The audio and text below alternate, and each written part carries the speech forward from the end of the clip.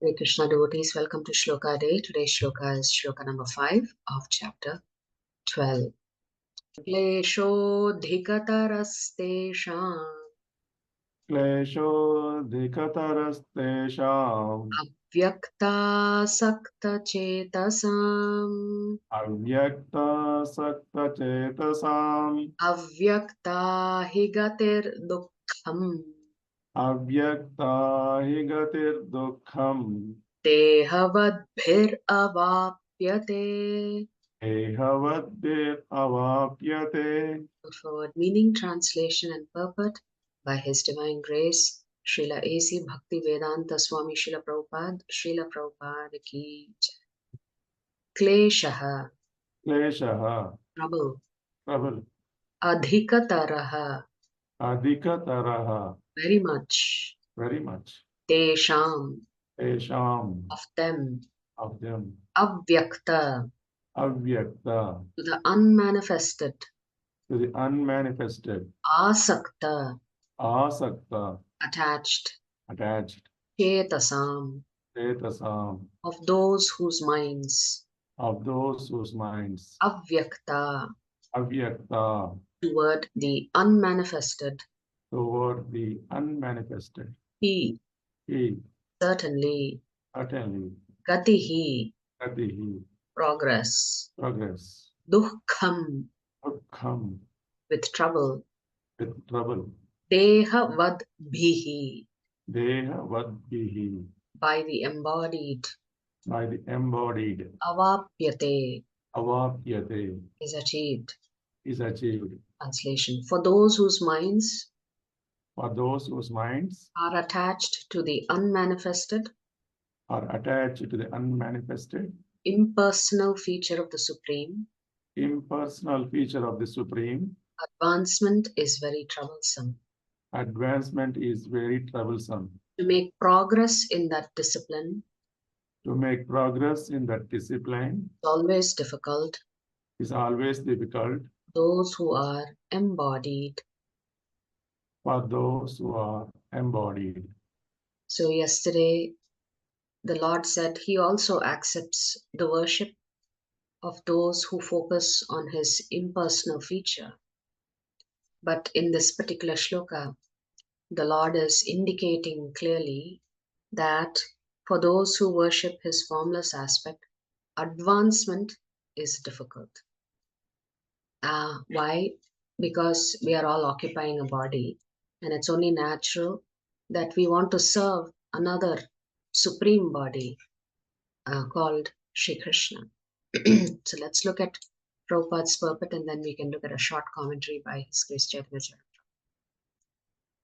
The group of transcendentalists who follow the path of the inconceivable, unmanifested, impersonal feature of the Supreme Lord are called Jnana Yogis, and persons who are in full Krishna consciousness, engaged in devotional service to the Lord, are called Bhakti Yogis. Now, here the difference between Jnana Yoga and Bhakti Yoga is definitely expressed. The process of Jnana Yoga, although ultimately bringing one to the same goal, is very troublesome. Whereas the path of Bhakti Yoga, the process of being in direct service to the Supreme Personality of Godhead, is easier and is natural for the embodied soul. The individual soul is embodied since time immemorial. So Prabhupada is saying, all of us have always had a body. As long as we've been in the material cosmos, we've had a body. If we are in the spiritual world, we have a spiritual body. It is very difficult for him to simply theoretically understand that he is not the body. Therefore, the Bhakti Yogi accepts the deity of Krishna as worshipable because there is some bodily conception fixed in the mind which can thus be applied. Of course, worship of the Supreme Personality of Godhead in His form within the temple is not idol worship. There is evidence in the Vedic literature that worship may be saguna or nirguna of the Supreme, possessing or not possessing attributes. Worship of the deity in the temple is saguna worship. for the Lord is represented by material qualities. But the form of the Lord, though represented by material qualities such as stone, wood, or oil, paint, is not actually material. That is the absolute nature of the Supreme Lord. So Prabhupada is clarifying here that even though we may shape deities from material elements and begin to worship the material elements, nevertheless, through the process of prana pratishtha, that deity is non-different from the Supreme Lord. Because the Lord himself has said he accepts this kind of worship. A crude example may be given here. We may find some mailboxes on the street, and if we post our letters in those boxes, they will naturally go to their destination without difficulty. But any old box or an imitation which we may find somewhere, but which is not authorized by the post office, will not do the work. Which means the government has authorized mailboxes into which you can deposit your correspondence and it will reach the designated party. That doesn't mean you select any box and drop your correspondence into that box. It will not work. So there is an authorized way, and then there is a way that doesn't even make sense. Similarly, God has an authorized representation in the deity form, which is called Archa Vigraha. This Archa Vigraha is an incarnation of the Supreme Lord. God will accept service through that form. The Lord is omnipotent, all-powerful. Therefore, by his incarnation as Archa Vigraha, he can accept the services of the devotee just to make it convenient for the man in conditioned life. So for a devotee, there is no difficulty in approaching the Supreme immediately and directly. But for those who are following the impersonal way to spiritual realization, the path is difficult. They have to understand the unmanifested representation of the Supreme through such Vedic literatures as the Upanishads, and they have to learn the language, understand the non-perceptual feelings, and realize all these processes. This is not very easy for a common man. A person in Krishna consciousness, engaged in devotional service, simply by the guidance of the bona fide spiritual master, simply by offering regulative obeisances unto the deity, simply by hearing the glories of the Lord, and simply by eating the remnants of foodstuffs offered to the Lord, realizes the Supreme Personality of Godhead very easily. There is no doubt that the impersonalists are unnecessarily taking a troublesome path with the risk of not realizing the absolute truth at the ultimate end. But the personalist, without any risk, trouble, or difficulty, approaches the Supreme Personality directly. A similar passage appears in Srimad Bhagavad. It is stated there that if one ultimately has to surrender unto the Supreme Personality of Godhead, this surrendering process is called bhakti, but instead takes the trouble to understand what is Brahman and what is not Brahman and spends his whole life in that way, the result is simply troublesome. Therefore, it is advised here that one should not take up this troublesome path of self-realization because there is uncertainty in the ultimate result. So, the Lord has clarified for Arjuna, he accepts both kinds of worship. He has also stated that those who worship his personal form are perfect. And now he's stating for those who worship the formless aspect, he said because they all occupy a body, it's very difficult to think of something that is just emptiness. How can you think of the formless? Because there is no attachment to the formless. Attachment cannot develop to something that does not move, speak, reciprocate. So Prabhupada is saying a living entity is eternally an individual soul. And if he wants to merge into the spiritual whole, he may accomplish the realization of the eternal and knowledgeable aspects of his original nature, but the blissful portion is not realized. Why? Because there's no relationship. There's no reciprocation possible if you merge into something that's the absolute whole. By the grace of some devotee, such a transcendentalist, highly learned in the process of Jnana Yoga, may come to the point of Bhakti Yoga or devotional service. At that time, long practice in impersonalism also becomes a source of trouble because he cannot give up the idea. Therefore, an embodied soul is always in difficulty with the unmanifest, both at the time of practice and at the time of realization. Every living soul is partially independent, and one should know for certain that this unmanifested realization is against the nature of his spiritual, blissful self. One should not take up this process. For every individual living entity, the process of Krishna consciousness, which entails full engagement in devotional service, is the best way. If one wants to ignore this devotional service, there is the danger of turning to atheism. Thus, the process of centering attention on the unmanifested, the inconceivable, which is beyond the approach of the senses, as already expressed in this verse, should never be encouraged at any time, especially in this age. It is not advised by Lord Krishna.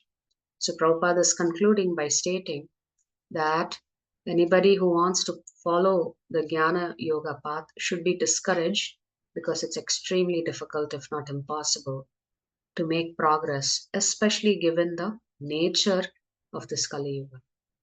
So His Grace Chaitanya Prabhu explains why is this path troublesome.